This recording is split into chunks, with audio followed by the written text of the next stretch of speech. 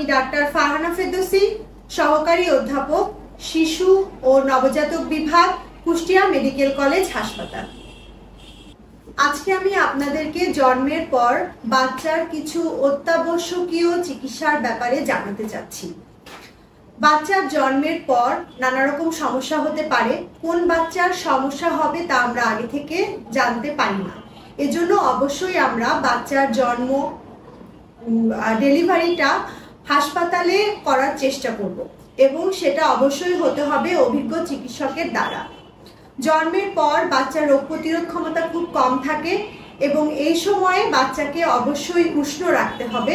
বাচ্চাকে জন্মের সাথে সাথে শাল দুধ অবশ্যই খাওয়াতে হবে। এ সময় মধু বা পানি বা গরম পানি বা অন্য কোনো খাবার দেওয়া যাবে না এবং অন্তত 2 ঘন্টা মায়ের সাথে skin to skin care contact রাখা জরুরি, যাতে বাচ্চা পরিবেশের সাথে খাপ খাইয়ে নিতে পারে এবং বাচ্চা উষ্ণ থাকে।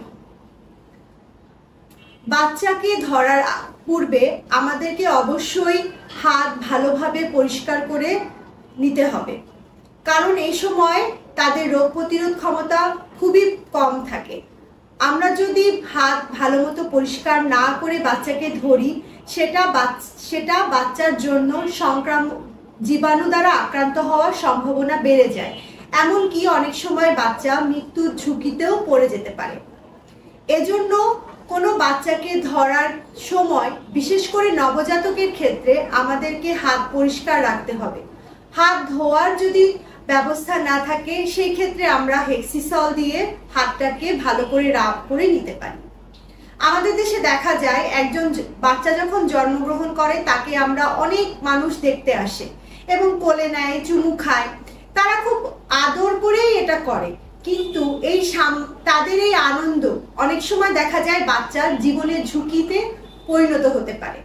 আমাদের এজন্য জন্মের সাথে সাথে বাচ্চাকে যখন আমরা বাসায় নিব অথবা হাসপাতালে দেখতে যাব, চেষ্টা করব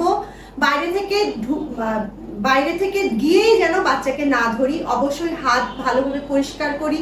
সম্ভব হলে আমাদের বাইরের পরিধেয় বস্ত্রাদি পরিবর্তন করে আমরা বাচ্চাকে ধরব।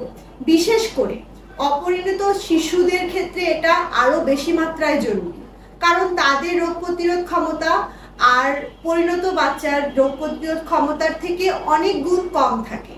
এর ফলে দেখা যায় যে এই সামান্য স্পর্শের কারণেই বাচ্চা অনেক সময় মারাত্মক জীবাণু দ্বারা সংক্রমিত হয়ে মৃত্যুর ঝুঁকি পর্যন্ত হতে পারে।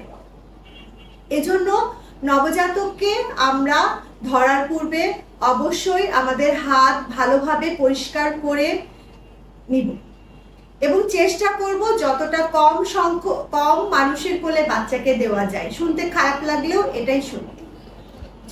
এখন থেকে আমি নিয়মিত চেম্বার করছি সনো কনসালটেশন সেন্টার, সনো টাওয়ার 2 চতুর্থ তলায় 401 নম্বর রুমে, প্রতি শনি থেকে মঙ্গলবার বিকাল 3টা থেকে রাত 8টা পর্যন্ত।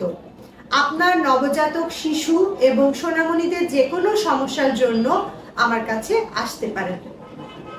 ধন্যবাদ।